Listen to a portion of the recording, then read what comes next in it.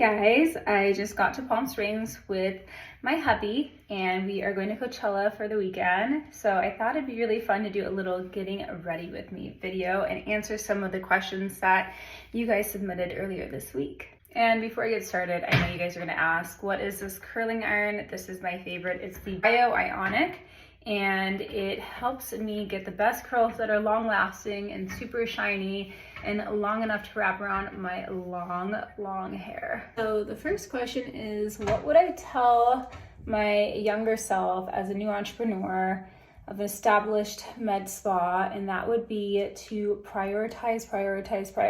Not everything is important, and it can be delegated. I was the type that if it was on my to-do list, it had to be done, and it had to be done immediately because I just couldn't take staring at it any longer. And I thought that, you know, I could do this just as fast as anyone else, maybe if faster. So I took a lot of the responsibilities on myself, and at the end of the day, you can't do it all. This is why it's so important to have a good team with great communication. I think communication is something that I could have improved a lot on, and I'm still working on. There's things I say and think in my head, but I don't really communicate with my team because I think that, you know, we are in such rapid growth mode. But you communicate your vision and how you see your future, everyone is more likely to be on board. Empower people to take on those responsibilities, take it off your plate, and have that work-life balance. Next question is, who shot my bachelorette photos? So my bachelorette was done a few years ago in San Diego. We did a glam and glitz before she gets hitched theme, and I just love everything glitter and sparkly. And Michael Sharp from Orange County, I'll link him right here. He drove all the way out just to film me and my girlfriends for I think like an hour and a half, and he did such a good job. He brought like his whole backdrop, his professional lighting, of course his camera, but I just really liked his style. It looked so perfect for a bachelorette themed glittery party, so thank you, Michael. So the main differences between ZO and Skin Better, if I could quickly summarize, is that I was a diehard ZO skin health fan for ever and ever, but I was noticing that it was really made for severely damaged skin. So this is like the sun damaged skin, the leathery type of skin, or severely melasma type skin. But that would really truly treats and reverses. However, a lot of people were reacting to it, getting red, peely, irritated, flaking, and not a lot of people can go through that downtime. You know, that's like 4 to 6 weeks of looking a little cray, and not everyone wants to just feel inflamed, and it's really uncomfortable. So also, not everyone has that problematic skin. They just want really good, clean skin care. So that's where Skin Better came in. Skin Better is more for my normal skin, but it does help with brightening and hydrating. I really like that compared to ZO, where it does a really aggressive reversal, but a big peeling phase. Think of ZO for more mature or problematic skin that needs like heavy reversing, whereas Skin Better is just supplementing radiant, gorgeous skin. If I were to pick my favorite of the two, it's definitely Skin Better. Okay, so chin filler or marionette line filler, the two actually go hand in hand. And the reason why is when you project your chin, sometimes it'll highlight the shadows around it because you are now working with a new height, if you will, from the side. So it's always important to blend the sides of the chin so you don't look so witchy. This is also known as a pre-gel sulcus. And what it does, it just creates a more snatched chin and jawline and better balances it so you don't look so pointy. Okay, my favorite rhinoplasty doctors. I had mine done. Mine was a little bit wider from the front. I never really had a hump or bumpy side profile. I went to Dr. Vladimir Grigorians. He practices out of Glendale. He had the cutest noses back when I did it in 2000, I want to say 10. And he does a closed rhino approach where he goes in through the nostril, not open where they like cut open the columella and flip open the nose. So your downtime is a little more minimal, no chance of scarring. And I just love his work. He's still amazing. But if I were to pick two other ones, one in LA and one in Orange County, it would be Rich Azumalon. His noses are insane. He's like known for the Tinkerbell tip, which I low-key tried to copy with my nose filler when I was offering that at Beauty Boost, and it is so cute what he does in terms of transformations. Definitely check him out. My OC doctor would be Dr. Aaron Cousins. He does a beautiful work out of Newport Beach. I get this question asked all the time, what is my favorite lip filler? And I thought it would be different by now, but it's still going strong. It's been 8 months going strong. Maybe 10 actually. My favorite lip filler and the one that's in my lips right now is a Juvederm Bella. It is like the lip gloss of fillers. It's soft, it's smooth, there's no lumps or bumps.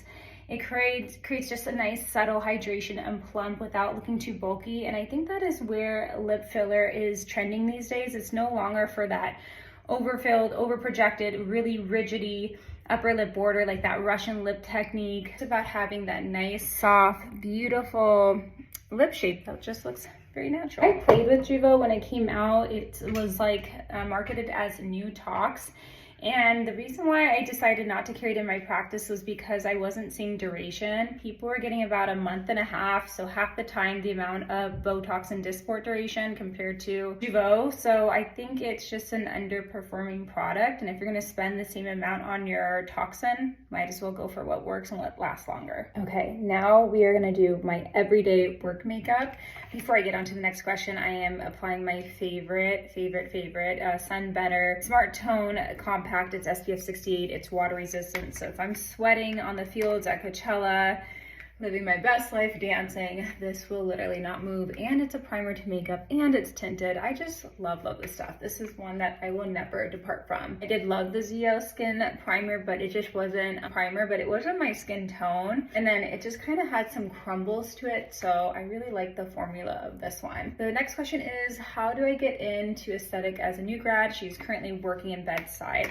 I always say start with taking some courses, because you want to make sure that you really do enjoy aesthetics when you start learning about it, and it's something that you will continue to want to grow in. So first start with a course, and once you get familiar with anatomy and terminology and products, then I would start your job hunt. I think as an employer, I always look for the providers, nurses or nurse practitioners or PAs who have really taken that proactive step in investing in their education and just wanting to further themselves instead of just applying to a job where they think they're going to be handheld. Start there. I like Aesthetic Immersion and Titan. I think those are two great programs for new injectors. And of course, for my beginning, intermediate, and advanced injectors, I have a Patreon where I showcase all my tips, tricks, and techniques that I've learned over 8 years of injecting. This includes inside the country and outside the country training and techniques that I've developed at Beauty Boost that is tried and true. Go to the link tree in our Instagram, click on Patreon, and you can sign up there. So I just did a little Laura Mercier foundation powder. This is what I put on my eyelids to get rid of the redness and as a base to eyeshadow, and then all over my face later. This kind of leads into the next question for my nurses who are enrolled in their F&P program and want to break into aesthetics sooner than later. You can start working at a med spa, and I would say start anywhere. If the practice wants you to do laser hair removal all day, just do it. If they want you to do IVs all day, just do it, because you will become one that is a part of the industry, and you'll be able to meet reps who can maybe better position you into an office where they would want an injector to train further in that side, or at least you're showing the business owner that you are in it no matter what role you're at, and they will allow you to take on more autonomy with their patients when it comes to injectables. Injectables, as an owner, for someone new to come in and start treating patients, it's always like risky because there's such a learning curve when it comes to aesthetics. So I really look for those who are super ambitious, very persistent, investing in their own education, they're attending conferences, they are going to anatomy and cadaver classes. So I look for those before I start investing my time, and that will help you guys with your next position. They don't offer any hands-on training yet, but that is not off the table. I'm just waiting to get into my new space, which is going to be this summer. It's going to be double the size square footage of my current office. That was the limiting factor of why I didn't offer it in the first place, because I have 9 employees and then I have 10 to 15 patients per provider that is being seen. So it was just a lot of traffic to bring in someone for training. So stay tuned. We have more space. So I think it's going to be definitely doable by the end of the year. So I just used my little mini Shape Tape. How cute is that? I got that from Sephora, and I'm going in with the Mercier's translucent setting powder with a little powder puff to set. The facial self tanners, I actually tried one that was really famous and highly reviewed. I think it was like a year or so ago. It was the Clarins, where you like mix it with your moisturizer and you just sleep with it overnight. But for someone like me who has melasma, it actually made my melasma patches look worse. I don't know if it like turns on melanocytes or what, or if it grabbed sun damaged spots, but it made me look really splotchy and uneven. I really didn't like it. I'm sure there's better ones now out there. I think it's okay to use. It's better than obviously tanning your face. If you can opt for a tinted moisturizer instead, especially the Sun Better one from Skin Better, you're gonna love this one, and it's SPF. Come on, you'll like that. Again, with the MAC Give Me Sun, love this. I've been using this since I was a teenager with a fluffy fan brush from Sephora. I will not be offering Ozempic. It's more of like a weight loss clinic or a med spa that offers body contouring. That's where I see it being a great service to add on. We're mostly face and neck, and our niche is injectables. I thought long and hard about offering body contouring, laser hair removal, Ozempic, IVs, all these things, but I just don't want to be overloaded with so many services that may or may not make a big difference. I just want to be known for being like the best injectors in Orange County with the safest techniques and best results that are supernatural. But my hubby's on Ozempic, and let me tell you some side effects for those of you really thinking about going on it. So it's an injectable medication into your abdomen once a week. We take it at night so he can counteract the effects of the nausea. He didn't really have any. I think the nausea really kicks in when you go up to the higher doses, or some people with weaker stomachs can get it right away. You can take a Zofran to counteract that. And then something to also know is to stay super hydrated, because it delays gastric emptying. You don't have a lot of stomach space to accommodate food and fluids, so make sure you try to stay as hydrated as you can. You can also get IVs to ensure that. It does make you really tired. So tired that my husband had a little bit of brain fog, so that's something that we weren't expecting. And then there is a side effect of constipation, so you can always take a stool softener for that. Here, great effects. You shouldn't be on it for longer than 3 months if you're really doing it for weight loss. It should just simply be a kickstart to your weight loss journey. As you guys know, it is traditionally prescribed for type 2 diabetics. It's completely safe to use for weight loss, but it has to be for the short term. I always like doing bronzer on my forehead to warm it up and just help minimize how large it is. And then I take a more cooler tone bronzer, the Hoola Bronzer. This is also tried and true, and this is what I use for contouring. Yes, I've had Botox in so many areas. I love Botox. Let's go over where I've had Botox. So obviously the most common areas, my frown lines, my forehead lines, my crow's feet, my brow lift. I do it at the bottom of my eyelids to help with the lines. I do it in the inner canthus to help with that little pool, and I actually went viral, that injection, on TikTok. So if you want to see me do a self-injection or TikTok, I believe it's pinned at the top, as well as our Instagram. You could do it on the nose for funny lines. That helps with that little pull. You could do it on the corners of your nose for nasal flaring, base of the nose for a lift. I haven't had that because I had a rhinoplasty. Do it above the lip for a lip flip. I don't need that because I had the lip lift surgery. I do it in my chin dimples. I have a very strong mentalis. I do it in my masseters for jawline slimming and clenching with the TMJ grinding and pain at night. I do it in my neck for a little neck lift and contouring of the jawline. It's called the Nefertiti neck lift, a little bronzer for that area as well. And then you could do it in your armpits and your scalp for sweating or for oil production. I like it for my acne and rosacea patients when you inject it superficially because it shuts down oil glands and sweat glands. And then I do it in my trapezius for slimming because I am really strong here. I am half Asian, and genetically that is where we get really beefy. You can also do it in your calves. I have not done it in my calves, nor do I need to. It's a therapeutic indication for Botox, where it not only helps cosmetically, right? That's a cosmetic portion of it, but therapeutically it helps with hyperhidrosis, which is excessive sweating. It helps with spasticity. I forget the disorder that they use it in, but high dose amount to relax the spasm, and it's in bladders for overactive bladder. So it's a really amazing drug. Going in with Ambient Diffused Heat by Hourglass with a little taper brush from Sephora. Every time I put this on, people are like, wow, your skin looks so good. First, it's Skin Better products that I do morning and night religiously, but people always attribute it to makeup, but it's really the underlying skin health. But this just gives you a really nice, like, really pretty, cute pink. I know there's yellow lighting in here, but it's gorgeous. Okay, thoughts on Morpheus 8. I am actually in the midst of my treatments. I decided to demo it on my neck because I have these horizontal necklines. And of course, there's gonna be laxity at some point, which is normal aging. I just thought I'd get ahead of it. I completed 2 treatments of it, and it was painful. I'm not gonna lie. I numbed for 2 hours with topical prior to the procedure, and I had a Zimmer chiller, which is like cold air blasting on the neck because it gets really hot. It is radio frequency of heat that is inserted with the prongs that go into your skin down to the fascial layer. And then I also had laughing gas, also known as Pronox. I can honestly say that all of that, you still feel spicy, and they have to do 3 passes. The first pass was fine, but the second and third, whew. I haven't made my final opinions because I haven't seen results yet, but I will let you guys know because I am considering offering it in my practice if all goes well. Okay, who has heard of this blush? It's the Dior Rosy Glow. Kylie Jenner posted it for like a quick second on her stories, and this was like sold out not only in the country but internationally. I remember I was in Istanbul, Turkey for my honeymoon trying to find this at a Sephora, and it was also sold out there. But it's a really cute, gorgeous spring summer pink.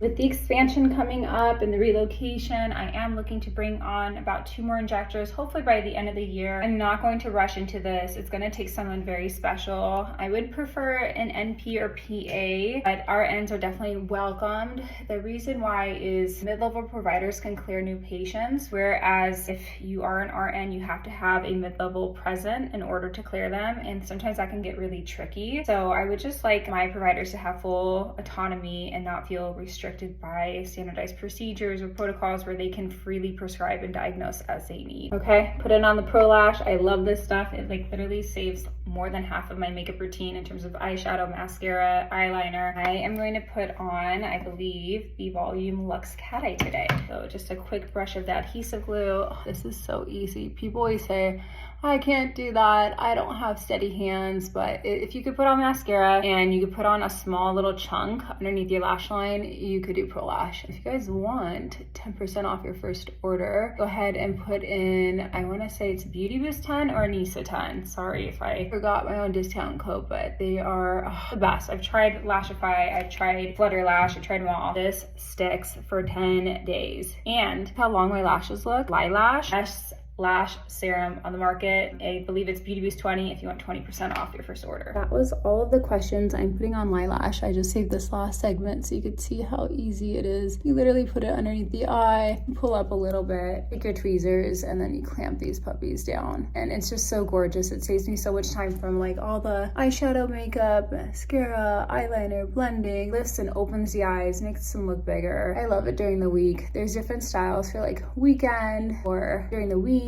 And what a difference, right? Just have to separate this guy here, and look at that, how gorgeous. So pretty. Let's just chit chat on a personal level. I do the other eye. My business has been very, very challenging. It's kind of like when new moms say, when, you know, people who don't have kids be like, yes, I know kids are gonna be a lot of work, and you kind of, and I don't have kids, so of course I don't know yet, but I feel like it could be maybe relevant, is that you don't know how hard it is until you're in it. And then it's not like you can pull out of it because it's your baby, you know? If you don't take care of it, no one will. And it's not like you could just walk away from it. I like saw this meme where it's like, oh my gosh, I girl bossed so hard and now you won't leave me alone with all these emails because you're essentially successful and you grew by accident. I totally can relate to that, but it's been a blessing. I'm very happy. It's just, you know, there's just a lot of changes in the market when it comes to recession, whether we want to admit it or not. And then the pandemic did a lot of changes to everyone's business, everyone's health. You know, just kind of riding the wave of those changes has been the hardest part. I think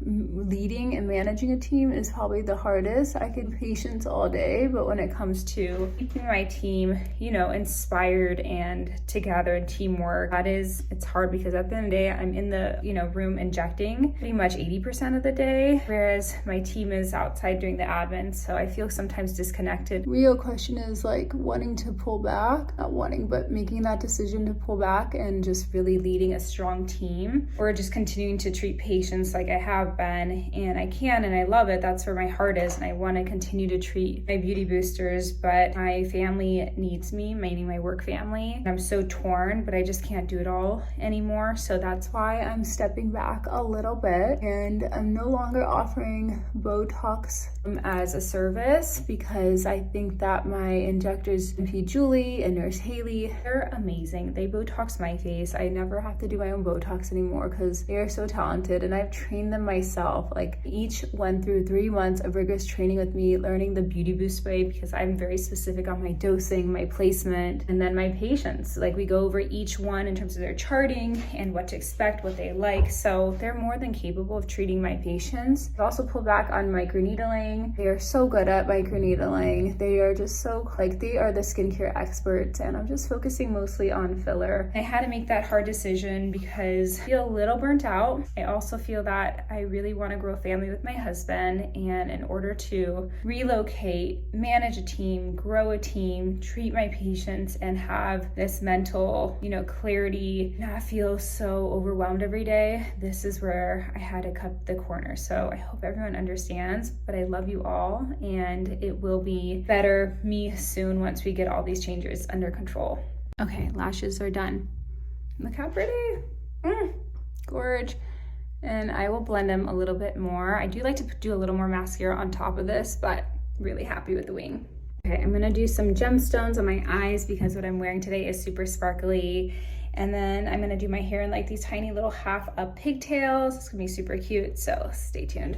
Okay guys, this is the final look. I added some gemstones with some eyelash glue and these cute little white rubber band ponytails to match my outfit. So now for the showstopper fit. So glitz and glam, we ready?